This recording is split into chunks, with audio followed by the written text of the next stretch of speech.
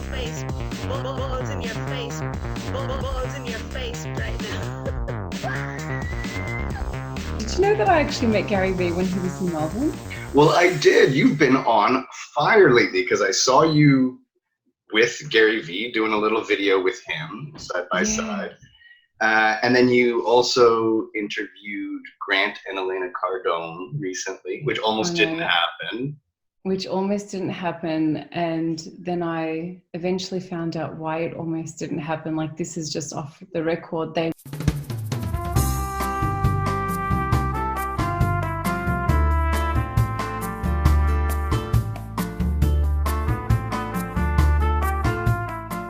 It was an incredible experience. And then on the same day, I got to meet Gary Vee. So other than having my child and bringing her into the world, that's probably the best day of my life. That's a very exciting day for sure. I mean, and you know, look, I mean, I would absolutely love to have Grant Cardone and Helena come on the show. I agree. You know, they're both huge, certainly in terms of online marketing. And on the days when I feel like my daughter's not listening to me, I'm like, you know, the best day of my life was when I interviewed Grant Cardone, Helena Cardone, and when I met Gary Vee. It wasn't when you were born, no. No, I'm just joking. I know you are. Of course you are. And so, what else is new? How's business? How's life? How's coaching? You know, Diana. That was the funny thing. Like, so Diana was one of your clients, right? Yeah, well, I mean, we met about probably just over a year ago now. And yeah, she was going through a time where just naturally, just being who I am, I wanted to reach out to her and help her either way. And she was like at a time in her life where she was open, you know, when people are just open to being coached. And we did a little bit of coaching together, and I never thought she would ever really, you know, talk about it. But she has a few times, and it's been really, really, just really nice of her to talk about it. And yeah, so she did that video. You would have seen that video that she did, or maybe you may not have seen that video. I did see it. Well, I mean, part of that joke was based on that video. Yeah. Right. Yeah. She's talking about how she loves your hair. Yeah. And how she was just, it looked like I was having a conversation with her. Yes, it was hilarious. It was so cleverly done. It was very funny. And she actually texted me and said, "Oh, do you mind if I post this?" And I said, "Oh my gosh, please. This is the funniest thing ever." I said, "Please share this. This is so funny." And then we were talking about potentially doing a video one day where I feel like I need to be motivated, and then she catches me like watching my own motivational videos. And not that I ever do that, but it would just be actually quite funny. But I mean, I don't do funny videos, but if we ended up doing that, that would actually be quite funny. So, well, I mean, I love it because I mean, I think I love her content now, and I in many regards, like the fact that she's now way more active and present on LinkedIn, I credit to your coaching. I think she's also she certainly, well, I mean, I guess obviously I didn't see her pre that space that time, but she seems to be in a very good space right now. And again, so I think that is an amazing sort of case study for you and what you do. And also, I just think, like, I obviously, you know, I like to bring a bit of humor to the platform, and I love that she's bringing that and lightening things up because, you know, I mean, fortunately for me, I mean, I'm in marketing, right? So it is fun and should be fun, right? And so, yeah, that's right. You know, it's very important to me that I enjoy what I do, which I know is for you too. Absolutely.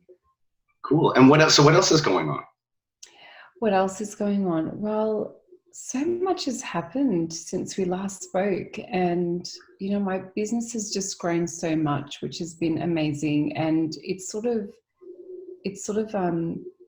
created like two avenues, if that, in a way, but they all still work together, even though my offering is still there in terms of the coaching element. But what's happened is my business has also open doors to helping companies create content that speaks through their purpose, which was completely organic. That was not something that I set out to do, if that makes sense. Absolutely.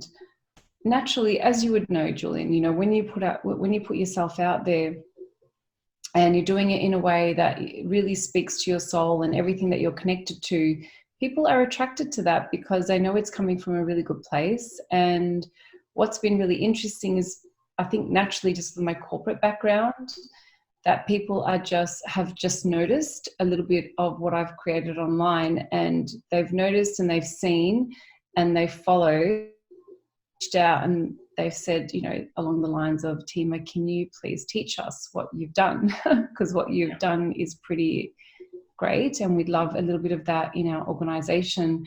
And at the start, it was a little bit, I really didn't know how to take it. I'm like, oh, you know, it's not really something I feel I'm an expert in.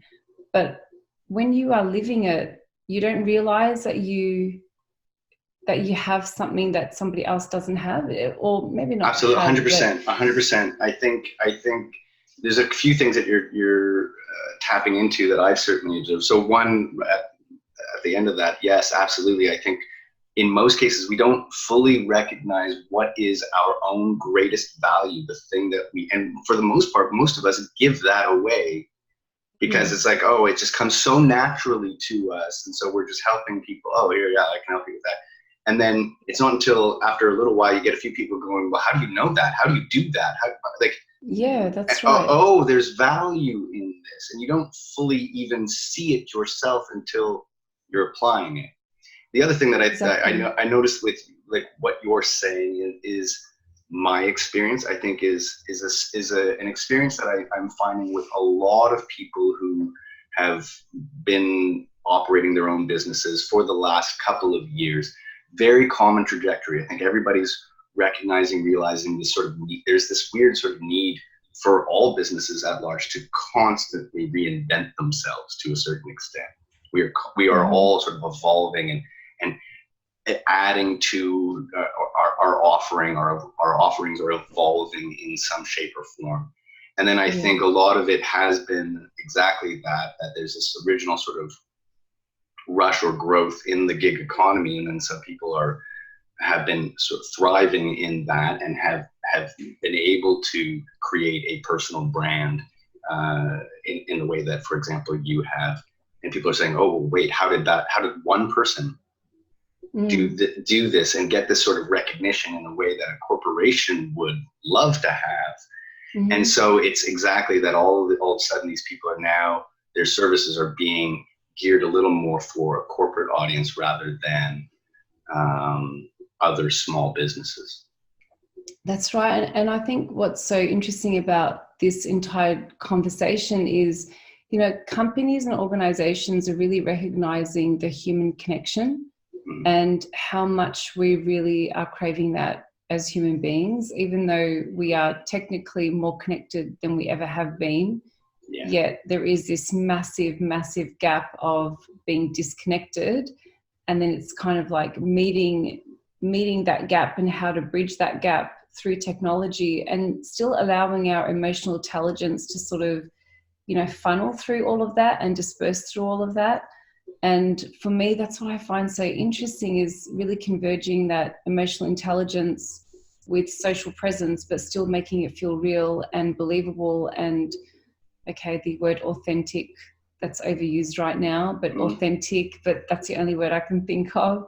And that's genuine, and that really speaks to people and speaks to their mission or speaks to their purpose or whatever it is that they're really trying to achieve in the world. And we just live in an incredible time. Like, we really do. It's so exciting. It's constantly evolving. And I honestly, I feel so grateful to be open to doing all these sort of things as well, and being in the time that we live in. How amazing is it, Julian? Like, honestly, how amazing is it? Absolutely. Look, yeah, you know I agree with you, and exactly, I think you represent for me one of many voices as part of what I called, you know, at least well over a year ago, sort of this movement of meaning.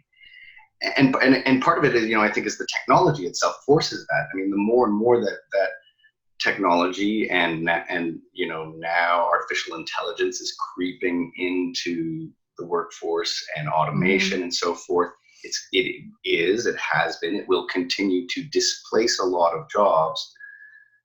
But there's people like yourself, myself, saying, well, okay, maybe this is what's the opportunity in this? And the opportunity is, okay, well, maybe we can pursue lives that are slightly better aligned and careers that are better aligned with what is meaningful to us. And really it forces us to ask, well, what is the human component that the technology will never achieve, right? That's and right. Which is really our creative abilities and our connectivity. And that's the thing, is you'll never remove humans out of it, because exactly as you said, that's the thing, we are fundamentally a social creature.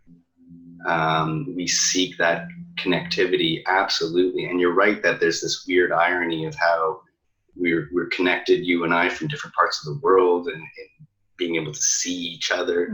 It's amazing. And yet you're right that a lot of people, I've certainly talked about that for a while, people feel more isolated and less connected in other regards. And I agree that, the opportunity is really there to say, okay, I think part of it is, well, how are you using it? And that's the thing, is you and people like myself are saying, okay, yeah, exactly. I'm not spending too much time in the mirror trying to get that perfect selfie. And I'm not going to spend too much time, like, look, everybody, here's my lasagna for tonight. How can I use this to genuinely connect? And that's what we're doing. And people are responding to it, I think.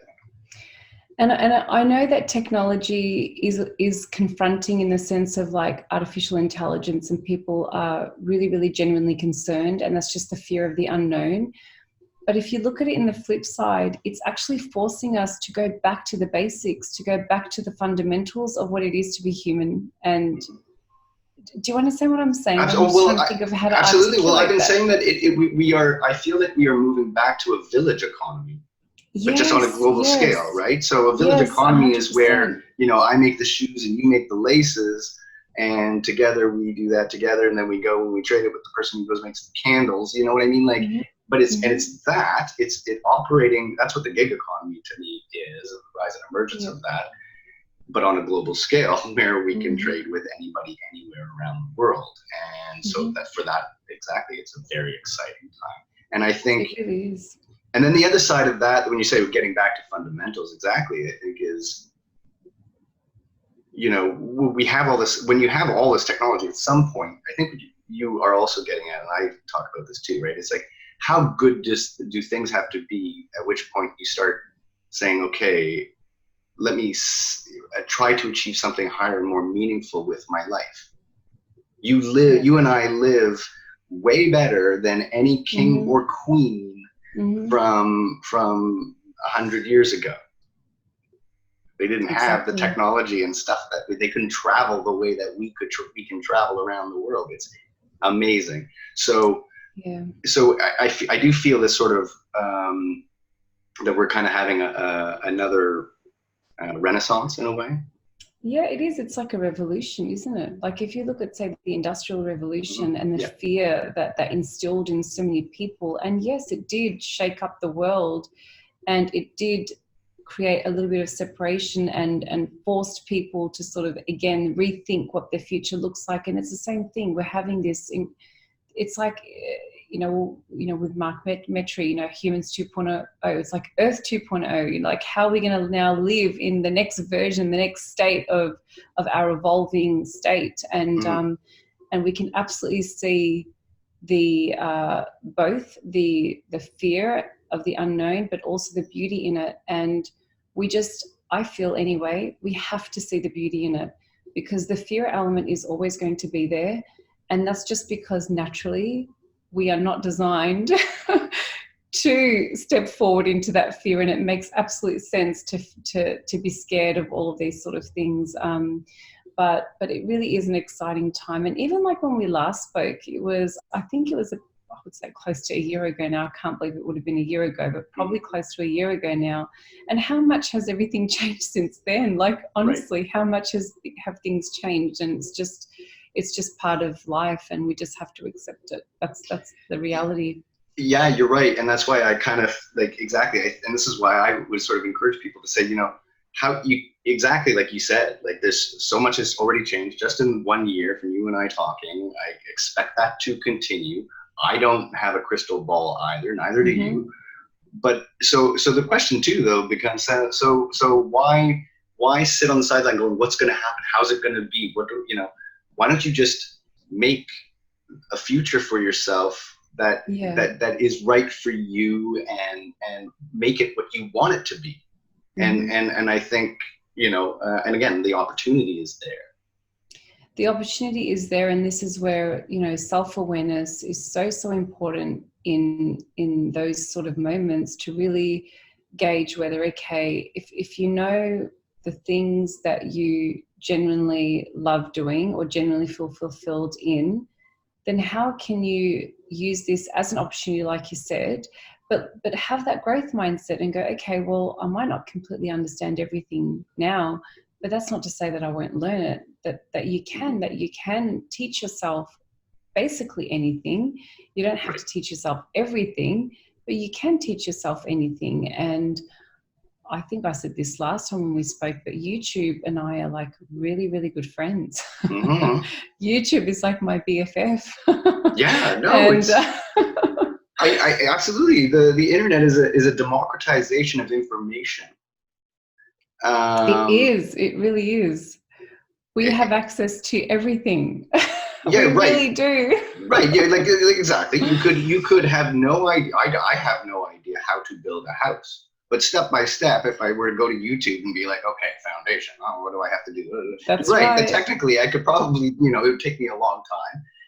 And then the other side of it is exactly because of the interconnectivity of through social media and e-commerce and so forth.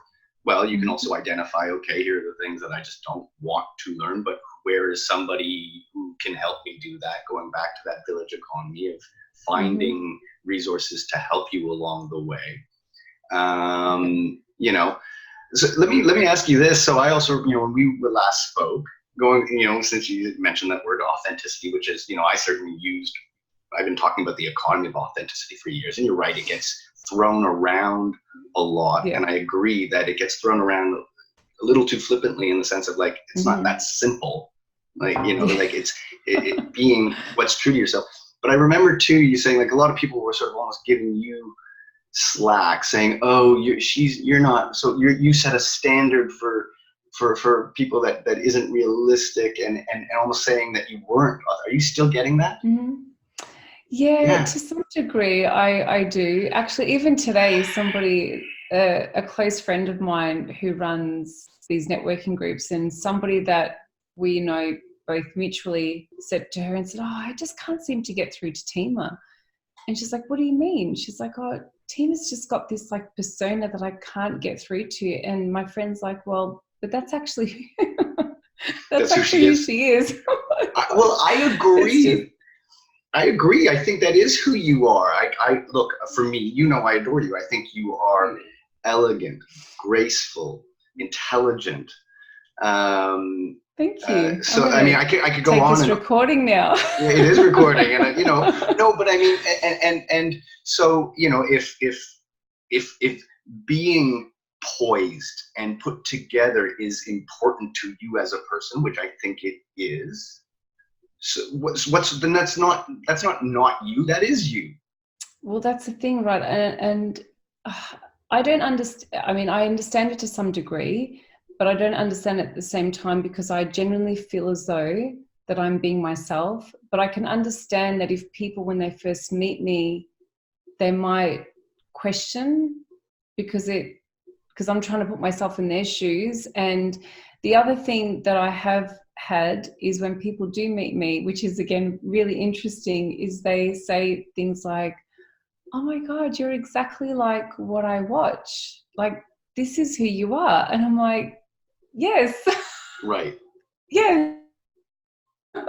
Yeah. And then they'll say something like, oh wow, you're actually really nice. And I'm thinking, well, yes, of course. I mean, how else am I going to be? And I kind of giggle, because I just want to laugh. I don't take it personal, but I'm just grateful that they can literally say what they're thinking in the moment, because it's, in a way, it's interesting feedback for me. I mean, I can't do anything with that feedback, but it's just interesting to hear what people are thinking and then literally saying it out loud when they first meet me.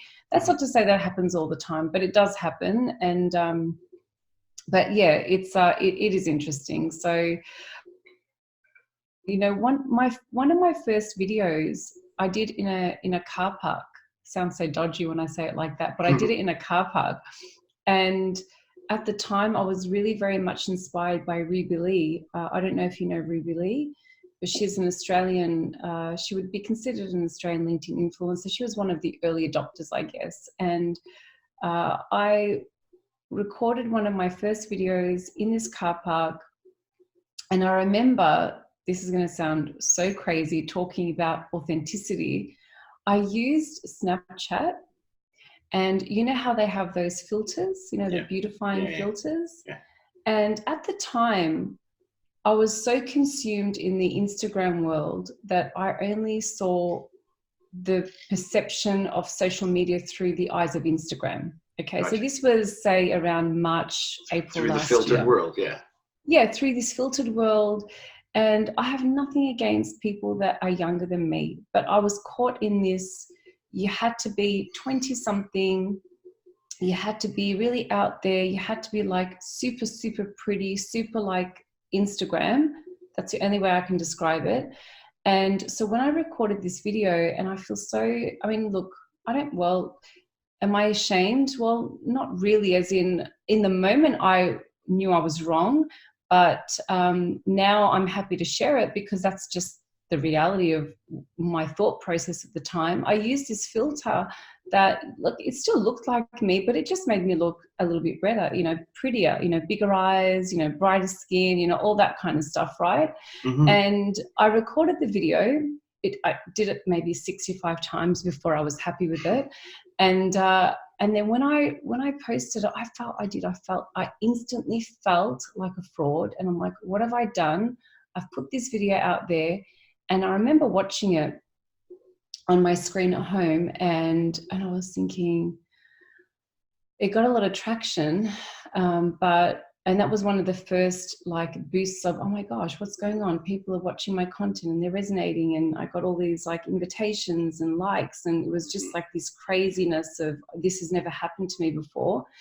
And then I thought to myself, oh my gosh, like I've put this video now and I've set this fakeness that's not real. And even though it still looked like me, it wasn't me. Do you know what I mean? It just wasn't me. And it was probably like the plastic surgery version of me, which is not who I am in real life. And then I did another video the next day, and I said, okay, if I'm going to do this properly, I need to get over my own crazy insecurities of what this world is considered to be perfect, or whatever this version of whoever. And I haven't even shared this story even in my own content, to be honest, because there was a part of me that was a little bit like, well, do I need to share this story? Do I not need to share this story? But I think it's really important that we all go through these moments of what we think what we think this idea of whatever it is that we want to put out there looks like. And then you go down that path, and you can so easily get stuck in this inauthentic like fakeness. And it's so much harder to be that than it is just to be yourself. And do you know how freeing it is just to be able to record a video and not even worry about using a filter, because I'm worried that people may not think that my eyes aren't big enough, or I'm not young enough, or it's just too much. Like it's ridiculous. It is too much. It's a real. I mean, first of all, like there's a degree, obviously, where I mean, from my perspective, I'm just like, holy smokes! Like, look at the sort of overthinking that you almost went through on it. Like that was, a few years back. There's a novelty to those filters. Everybody's kind of playing with them. It's just a bit of like playfulness. People knew that they were filters, so it wasn't like you were tricking people. We all knew other people had them, and then they kind of disappeared into the ether, as do those videos. It's not like that video is sort of tagging you along your career now and people sort of being critical about it. but then also what you're talking about too is exactly this sort of that societal pressure, which is a funny thing because, you know, to be a little blunt, you know, it's such a shame how much it transgresses both sexes. But I mean, for sure, that's much more of a female concern about growing old. For me as a guy, as an outsider, I'm like, I don't know that women appreciate how, you know, that there's the beauty of women who age well, like that in and itself, like and you know, like just as much as youth has its own sort of degree of beauty, yes, but that's right. So does aging gracefully. Mm-hmm. And yeah, and then just sort of caught up with our projected image online. Exactly, you're right. That I think that to step away from that is a good message for sure. That I'm glad that you did. Yes, and I want to talk about this story a little more, not because I think it's, you know, life-changing. It is an important point to make, because you can get so caught up with this craziness of what this filtered world looks like, because we live in a very odd time where literally everything is filtered. Like everything is filtered. The filters that we use are even filtered, if that's even the best way to describe it, right? Yeah. And not just literally filters, but some people's messaging is filtered. You know, people don't really talk about the realness of things, you know, whether it be parenting or running a business or whatever it is. There's always this fantasy, like, I don't know what it is, why we all feel we need to share the fantasy of life. And recently I was going through a really challenging time in my business, and Instagram stories for me is like my behind the scenes. And I share a lot on my Instagram. That's not to say that I don't on LinkedIn, because I do, but because it's like in the moment, you sort of record it and you share it with the way stories work on Instagram. And I was talking about a real challenge that I had in my business, somebody that had completely broken my trust. And I was, you know, I literally had invested all of my time and money, and it was a really big thing that I was experiencing. And I thought, you know what, I'm going to talk about this, not for anyone to feel sorry for me or to point fingers. I never talked about the person's name, but I just talked about the experience and what I did with it. And it was so interesting, Julian. I had people reach out to me actually worried, saying, are you okay? Like, you've never really talked about something so, you know, emotional before, or so sad before, which isn't true, because I have, but I think just a lot of people had watched in that moment. And I thought, isn't that interesting? I thought, that's because we're so used to just seeing the perfect side of things. Honestly, it's true. Yeah, the prepared video versus the you talking about what you're experiencing while you were having the emotion. I think that's the thing, is because it was while you were having the emotion, people can detect. That's the thing, is people. Yes. We know. And they're like, you know, are you okay? Is there something I can? Which is all beautiful, but they were like literally. Like concerned, thinking that I was this traumatized victim, which I wasn't. I was just like, hey, this is what's going on, and this is how I'm dealing with it, and these things happen. But I thought, wow, it's because people don't share. We just don't. We just forget to share the bad, or not the bad, but we forget to share the lessons or the challenges that we go through. And that was just another eye-opening time. And I thought, okay, I need to do more of that. Not to make a point, but it's just part of life. It's just business is not always fun and rainbows and roses and chocolates. There's a lot of stuff that goes behind the scenes. So oh, absolutely. I mean, I'm constantly kind of trying to remind people. I'm like, hey, you know, like my shit stinks too. Exactly. Like I don't want to pretend. And that's why, in a way, like, I mean, that's what the funny thing is that's why, again, it's like I don't talk about success in terms of return on ad spend, 5x, 10x, any of that. You know, I tend to talk about integrated being, right? Integrating all of the facets of your life behind a common purpose and mission. Because really, I mean, the more that you can, the closer that you can get to happiness and not that that's a destination. It's not a destination, and you're not going to get there, and you're not going to be fixed there. But the more that you can kind of try to live towards that. And here's another question that I think I'd love to talk to you about, because I never talk about this. But okay. This is where I think I feel very connected to you. And here's something that, like, I never say this, I never even talk about this, is I would say that I operate from and occupy a spiritual life, and that I don't talk about that in terms of business, and it's a very funny line. Like, does a spiritual life, I guess the question that I think would be an interesting conversation with you is, what is the role of one's spiritual life within business? Does it have a role? Should they be separate, in the way like sort of church and state? I think because I do feel like your spirituality guides you very much in what you do. Is that fair to say? Yeah, absolutely. I would find it really, really difficult to not talk about it, because it's just part of my thinking and my thought process, my decision-making process, the way I perceive the world. I would really struggle if I wasn't okay to include that in the way I operate.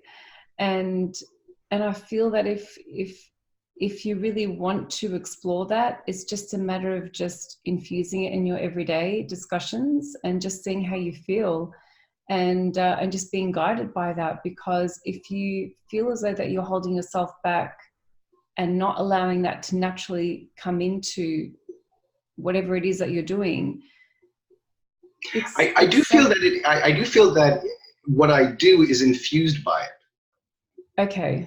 I just don't talk about it. I just feel like it's more like one is again, from a business side of things. If you're on LinkedIn, if you're talking about work or tips and advice for people and so forth, it's like, I feel like, you put some people off if they don't like to hear about it. It's just, it's like this touchy subject. So, but I think that, a lot of, that's a funny thing is this sort of, I think that's part of, I guess, the reality to me is, if more and more people are pursuing meaningful lives and doing what it is that they're passionate about, a lot of people have spiritual components to their lives. So I think this is why I'm bringing it up, is because I think it's something that we should be talking about, especially again, if we're talking about meaning. What is, meaning, leading meaningful lives? To me, I think it's a big subject that should be talked about more. I just don't often talk about it. I'm comfortable talking about it with you because I know that you are comfortable with it. I think it's just a matter of just how you talk about it. Do you know what I mean? Like, for example, I think like people that live and breathe a vegan life, people can be very, and you have some that purely just talk about it in a subtle way that's not forcing it, but it's like through education, let's say. It's like, well, did you know, or have you thought about this? Rather than like showing, which, I understand why people would do this too, showing those very, very graphic photos of like animals and blood and all, like sometimes that's just not getting the message across in the most effective ways. It's just looking at it in the sense of, well, what is the most effective way? It's not about being manipulative or not being true to yourself. It's just find a way that you can communicate whatever it is that you want to communicate that is going to at least open up people's minds, not so that they can agree with you, but it's just about education and just awareness. And I think that if we look at it down that path, then it won't be as polarizing where people just shut down. It's just like anything. It's like religion or politics, anything like that are really touchy. I think it's just a matter of just managing the conversation where it's just, let's just have a curious conversation as opposed to let me try and change the way you think and so that you can agree with me. Do you know what I mean? 100%. I think the word that latched on that I think is absolutely right is curious.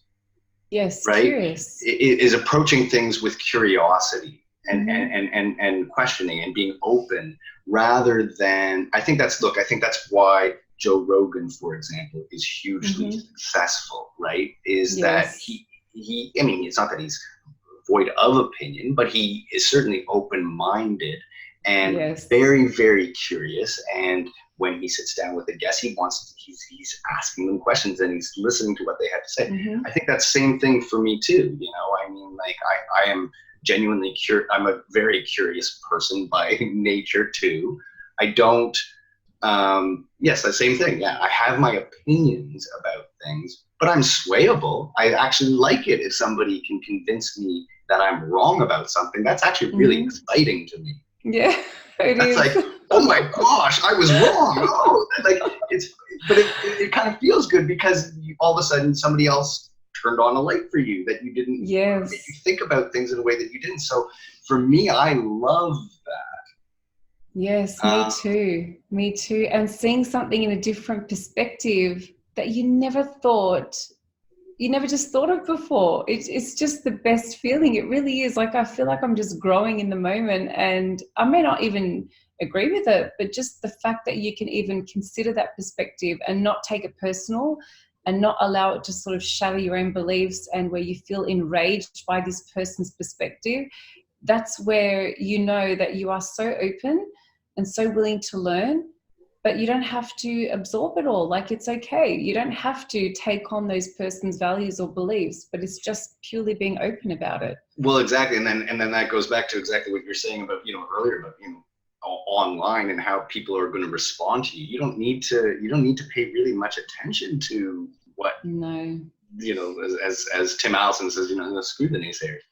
Right. Yes. I mean, right. Like, yeah. Yeah. It's a bit like when I talk about, I don't always talk about authenticity, but I do talk about just like being yourself. I mean, there are a couple of moments where I've done that, and then I've had people comment and say, oh yeah, like, you're talking about being authentic, yet you've got 15 kilos of makeup on your face. It's like, what does that have to do with being authentic? Well, right. But exactly, like, but if that's what I'm saying is everybody, like, if you are somebody who cares, who says, hey, no, I don't want to walk out of my house or do, this is how I want to present myself. This is, for me, it's important to present myself in X way. Then that's true. Right. Like, and I want to make it clear, I wear 55 kilos of makeup, not 15 kilos of makeup. Okay, get it right. No, you don't. No, you don't. So. But you can't please everybody. That's the other thing. We won't. When you're online, especially when you're online, you know this, Julian. Yeah. You're not going to appease to everyone. You're not going to be everyone's cup of tea, and that's it. That's the honest truth. Yeah. You have to be okay with that.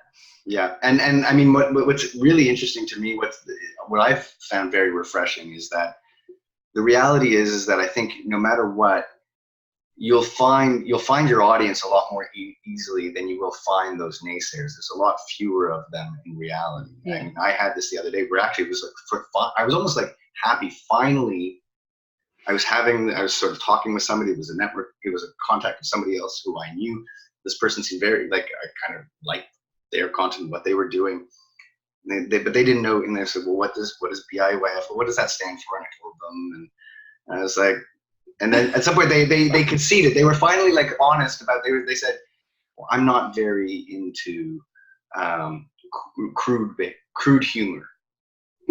And I didn't, and I was like, okay, that's not my, like, and what's funny about it to me is at the same time, and this is to my point, I guess, is at the same time, I didn't ask, but I got nominated for this as a power partner for this Women of Inspiration Awards. I love that. And you would think women would be offended by the name of that, right? But I think some are. That's what I'm saying. That's what's very funny about it, is some are. Yeah. Of course some are. Of course. Right. Of course. Which has always been very funny to me, because here's one of my questions about, like, as a woman's issue, as making a women's thing about it. What if I was gay? Well, yes, that's very true. Wouldn't my show then be viewed one, as wouldn't the name almost be viewed slightly more sexualized? Yes, Two, yes. would it not be viewed as a show of empowerment? Yes. See, this is what we're taught. This power, this moment of realization. It's so true. We all just make judgments and put things in categories. Like we just want to know where things fit, right? Right. But what yeah. is interesting to me is I've had way less. I was like I said, I told people this. You know, it wasn't like I just like, okay, balls in your face. Yeah, let's do it. And I just kind of rushed into it. I had trepidations. I had concerns. I had all of these about how people would view it professionally and so forth. It was a risk. Yeah. And I was slightly prepared for it, and I was prepared for this discussion. And it didn't really ever materialize because more people saw immediately through. They knew it was tongue in cheek. It was a little like, and they saw through, and they saw, I think, authentically that you know, there was no offense intended. More people saw that than took offense, maybe. Yeah, well, it is just tongue in cheek. What else would it be? Well, and people use it in all kinds of, you know, I mean, one, it had the Z on the end of it, and people, you know, like, people will say, like, you know, be ballsy with what you're doing. Like, people will say that all the time, you know. So, anyways, I think it's very interesting, but I think more people, like I said, more people will relate and be like, okay, I get who they are and what they're talking about. They kind of will see through. You can't fake authenticity, really, is the thing. So, well, you can try, but how long will it last? Because we crave it so much more now these days that's what we look for when we are watching anything, regardless of whatever it is. Yeah. And then as soon as you feel that little bit of fakeness or that little bit of whatever that weirdness is, people get turned off. Yeah. And it's very hard to win these people back over. It would be very hard to win me back over if you. Well, that's why I refer to it as an economy of authenticity, because you know, it's not like, I mean, there's an economy of anything, like I said, like there's an economy in the coolness of shoes.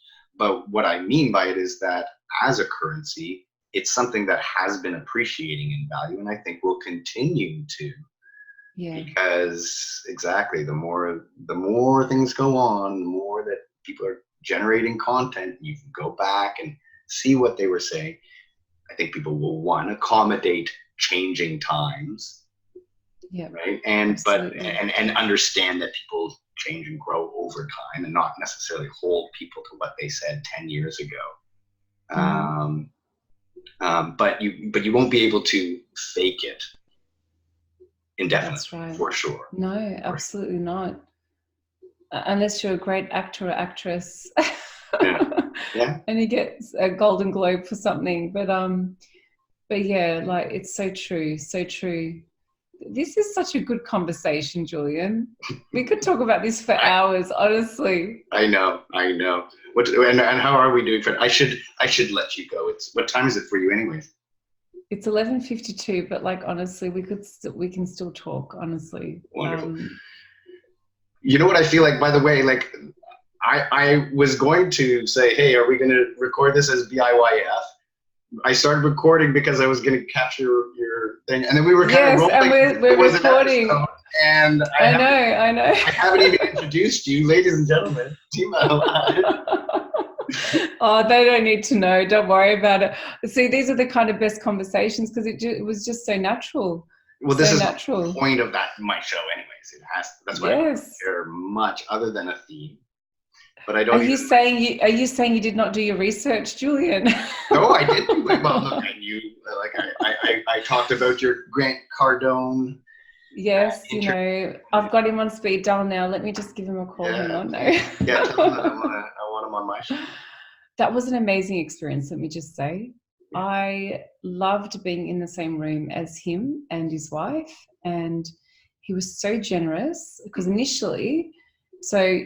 Anyway, you know what sort of happened behind the scenes, but as we were waiting, he could see that we were waiting outside the hotel room. He was like, please come inside and sit down.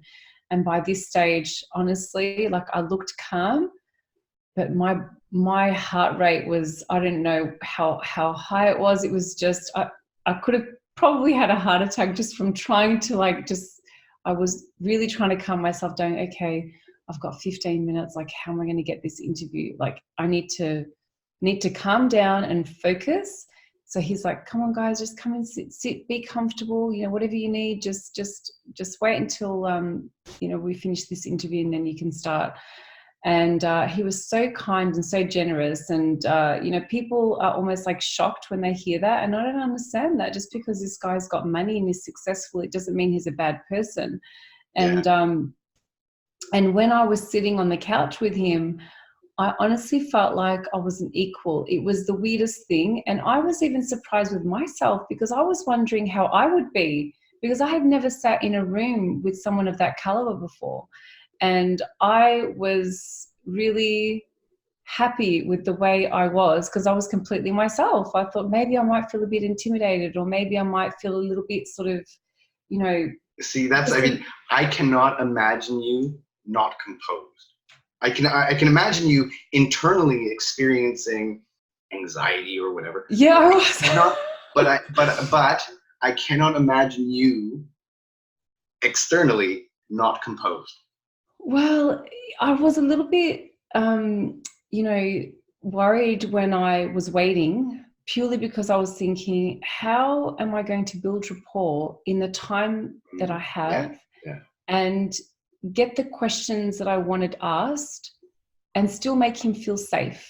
Because I wanted him to feel as though I wasn't there for me because I wanted to get this big interview. I genuinely, honestly, Julian, this is the honest truth, I was in that room because I wanted to be part of the mission. I wanted to help them get closer and closer, even though I'm like the teeniest, tiniest, smallest piece to their puzzle. But if I could help contribute to their mission any way that I could, it would just be an honor to be able to be a part of that. And also, I was genuinely curious about his mindset and his wife's, because he's a human being, just like the rest of us. He has bones, he has blood, he has skin, he has a brain, but he just happens to use his mindset in a different way. And for me, that's what I was really curious about. But I was questioning myself, in the morning as I was getting ready. I thought, am I going to be starstruck? Am I going to be a little bit taken back or be intimidated? Because I really didn't know, really what I was getting myself into. And but when I sat on the couch and we started talking, he's just he's just a regular person who's made extraordinary decisions to create this incredible life. And I did ask him one of the questions I really wanted to ask, which may not be of interest to many people, but for me it was really interesting. Like, Grant, what does it feel like to have a $50 million jet with your name on it and you walk in and you know it's yours? I just want to know what it feels like. That was one of my questions. Fair question. And he loved it. He loved it. He said it was just one of the best days of his life was when he bought this jet. He actually didn't even bring up his kids. It's like, it was the best day of my life buying this jet.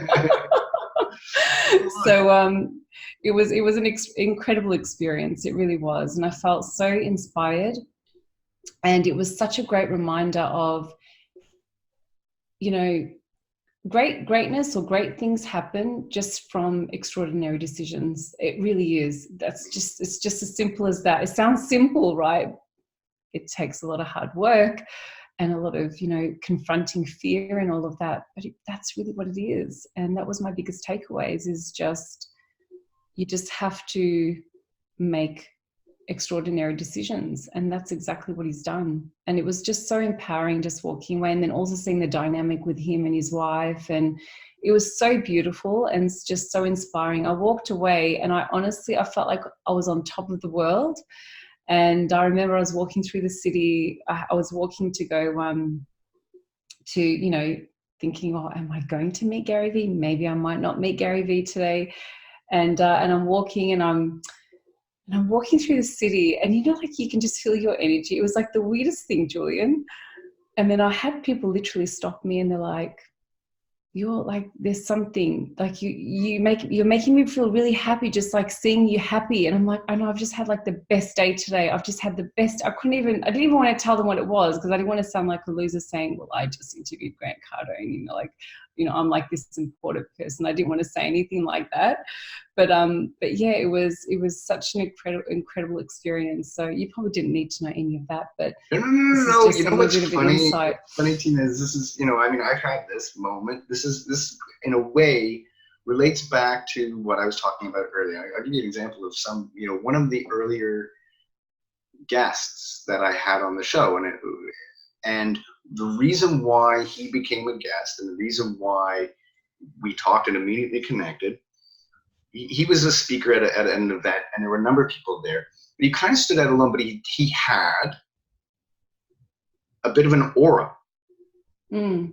I don't. It's not like I see. I don't want to pretend like I see like lights or anything around a person. But sometimes there's just somebody just like could walk into a room and they just seem to have this energy and this power in their presence. I think when I've been in a good space, I've been able to manifest that. I can totally understand how you walking down the street with your perfectly combed hair, yeah, that's in right. a good exactly mood, have this, have an aura, have this presence that light people up. I had somebody come up when I was talking with my mom after I was on the subway with my mom. And this person came up to me afterwards and she said, was that your mother? Are you related? And I said, yes. And she says, I just have to say that, I was watching the two of you talk and the relation and this sort of joy and presence of each other, like something about, that made them happy seeing that. It's around us all the time. And it really is. And yeah, to your point, like it's something that we can cultivate. We shouldn't have to wait for something to happen or to meet someone. Like it really is such a reminder. And that was really one of the reasons why I wanted to share that story, because it's something that we can just cultivate. It really is. And even just reminding ourselves that that's something that's within our power. It's it's amazing to know that it's in our power to be able to do that. It is, and I think that's what I see you doing that, and I really like, take Grant Cardone. I mean, and great decisions. What is his great decision is that he saw the potential of the internet. He figured it out early. He's a very early player on that space, and through real estate and through building a personal brand, he was ahead of a lot of people. That doesn't mean that game is over. Maybe it's more crowded. I often like think about it like, like the sort of virtual 49ers, right? Like it's the gold rush, and those first people, they knew where the best spots were, and they struck big gold. But we're all like, this is all a landscape, social media, all of this stuff. We're both talking about how it's changed just in the last year. It's a landscape that's ever changing. And so you dive into it, you're a pioneer. Mm-hmm. You are pioneering and shaping this in your own way, as I am, as a lot of people are. And exactly when you look at what's possible for him, right? And I see where you're going. And again, exactly like what you are cultivating. I think that's why I connect with you and I adore you is because there is that.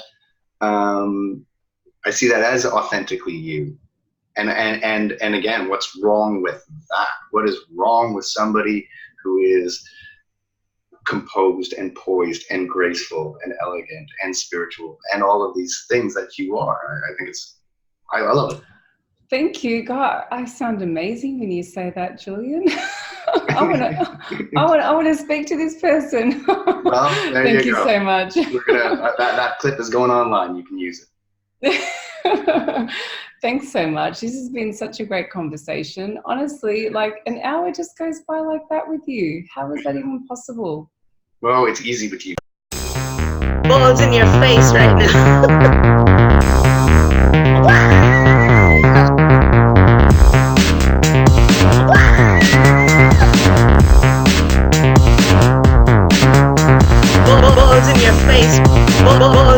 face, balls in your face right now.